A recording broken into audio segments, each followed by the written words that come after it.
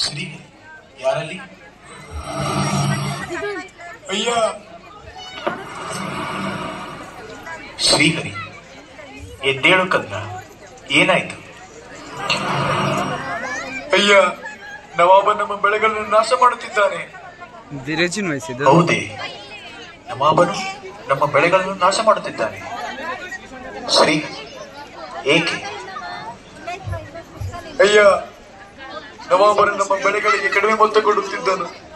ಅದನ್ನು ವಿರೋಧಿಸಿದ್ದಕ್ಕೆ ನಮ್ಮ ಬೆಳೆಗಳನ್ನು ನಾಶ ಮಾಡುತ್ತಿದ್ದಾನೆ. ಇಷ್ಟು ಕ್ರೂರತನ ಏಕೆ? ಸ್ವಾಮಿ, ಅವನಿಗೆ ದಯೆಯೇ ಇಲ್ಲ. ಹೀಗಿದೆಯೇ? ಹೌದು ಗುರುಗಳೇ. ಮನುಷ್ಯ ಎಷ್ಟೇ ಕ್ರೂರಿ ಆದರೂ ಭಗವಂತನು ಅವನನ್ನು ಬುದ್ಧಿ ತಿಳಿಸಿಯೇ ಬಿಡುವನು.